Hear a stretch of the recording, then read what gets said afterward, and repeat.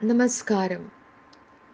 നാരായണ ഗുരുവിൻ്റെ ആത്മോപദേശ ശതകം. 100 ധ്യാനങ്ങൾ.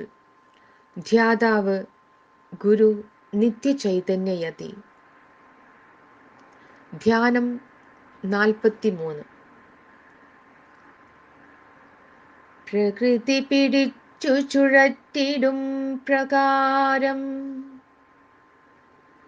സുകൃതികൾ പോലുമഹോ ചുഴന്നിടുന്നു. വികൃതി വിടുന്നതിനായി വേല ചെയ്വീലകൃതി ഫലാഗ്രഹമറ്ററിഞ്ഞിടേണം. സ്വാർത്ഥ തത്പരനായവൻ ഓരോ വിഷയം അറിവിലേക്ക് കടന്നു വരുമ്പോഴും ഇതെന്നെ സുഖിപ്പിക്കും, അതിൻ്റെ പ്രാപ്തിക്കായി ഞാൻ വേല ചെയ്യും, ഇത് എന്നെ ദുഃഖിപ്പിക്കും, അതുകൊണ്ട് അതിൽ നിന്നും ഞാൻ ഒഴിഞ്ഞു മാറും എന്നിങ്ങനെ വിഷയങ്ങളിൽ ഭ്രമിച്ച് കർമ്മബന്ധങ്ങളിലേക്ക് കുതറി വീഴുക സർവ്വസാധാരണമാണ്.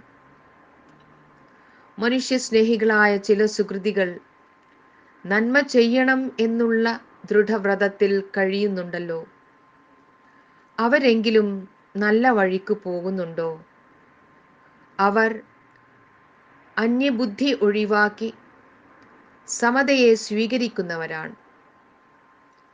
കാരുണ്യം, ദയ, മൈത്രി, സ്നേഹം എന്നിങ്ങനെയുള്ള മൂല്യങ്ങൾക്ക് അവർ പ്രാധാന്യം നൽകുന്നു.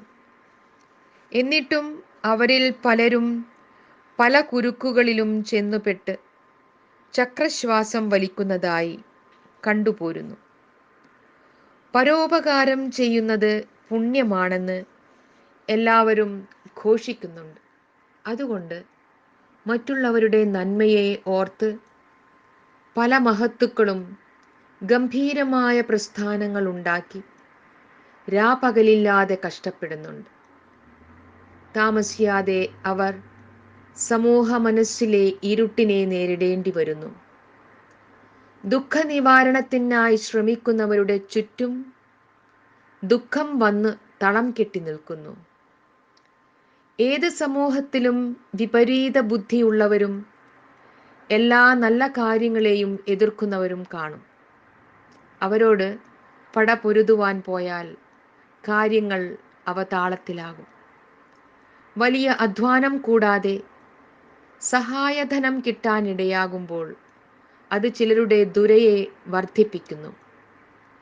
ഹൃദയാലുക്കളുടെ കാരുണ്യം ലഭിക്കാനായി ചിലർ അവരുടെ ദുഃഖത്തെ ഇരട്ടിപ്പിച്ചു കാണിക്കുന്നു. ഇങ്ങനെ തമസ് വർദ്ധിക്കുന്നത് പോലെ സമൂഹത്തിലെ രജസ്സും വർദ്ധിക്കുന്നു.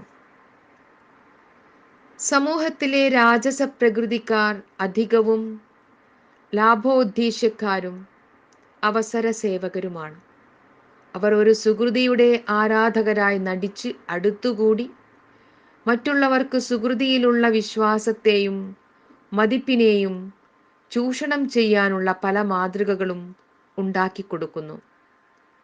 ചിലർ നേതൃത്വമോ അധികതരമായ ലാഭമോ കൊതിച്ച് എതിർ പ്രസ്ഥാനങ്ങൾ ഉണ്ടാക്കുന്നു.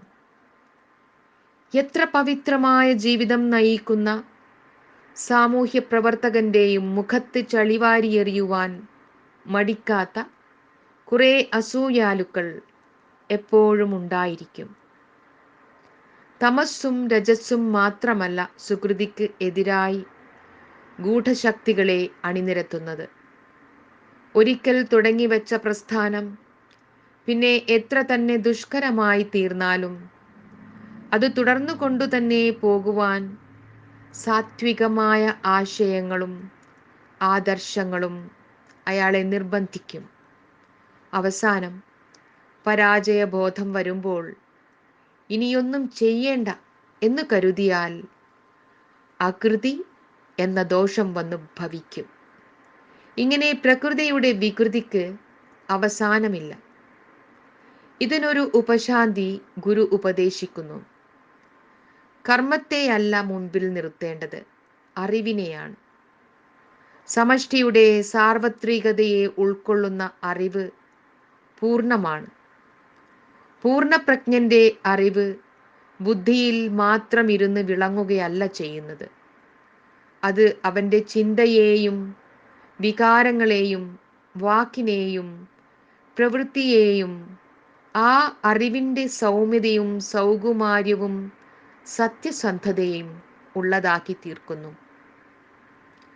അവന്റെ കർമ്മം സൂര്യന്റെ പ്രകാശം പോലെയും നദിയുടെ ഒഴുക്ക് പോലെയും സഹജമായി സംഭവിക്കുന്നു. കാലദേശങ്ങളോ പരിതസ്ഥിതികളോ അതിനെ തടഞ്ഞു വയ്ക്കുന്നില്ല. ബാഹ്യാഭ്യന്തരങ്ങളെ സമതുലിതമാക്കി ജീവിതത്തിന് സ്വരലയമുണ്ടാക്കിയവൻ സ്വാർത്ഥ തൽപരനല്ല. അവൻ പ്രകൃതി നിയമത്തിൻ്റെ അന്തർധാരയായി മാറുന്നു. 2500 വർഷങ്ങൾക്ക് മുൻപ് ഭഗവാൻ ബുദ്ധൻ വാരണാസിയിലെ ജേതൃവനത്തിൽ തുടങ്ങിവെച്ച ധർമ്മചക്ര പ്രവർത്തനം ഇന്നും അവിരാമം തുടരുന്നു. അതിൻ്റെ അടിസ്ഥാനം ഫലാഗ്രഹമറ്റ് ത്യാഗപൂർവം തൻ്റെ ബോധത്തെ പരമ്പരയാ വരുന്ന ജനതയ്ക്ക് പകർന്നുകൊടുത്തു എന്നുള്ളത് തന്നെ. എനിക്കു തന്നെ അനുഭവിക്കണം എന്ന ബുദ്ധി കളഞ്ഞിട്ട് എൻ്റെ സഹജാതർക്ക് ഇത് എന്നെങ്കിലും ഗുണകരമായി വന്നുകൊള്ളട്ടെ, അതിൽ ഞാൻ കൃതകൃത്യനാണ് എന്ന് വിചാരിച്ചുകൊണ്ട് കൃപാലു അഹർനിശം ലോകസംഗ്രഹത്തിനായി തൻ്റെ കഴിവുകളെ വിനിയോഗിക്കുന്നു. അതിനു പ്രേരണ നൽകുന്ന അറിവ് തന്നെ സർവോത്തമമായ അറിവ്.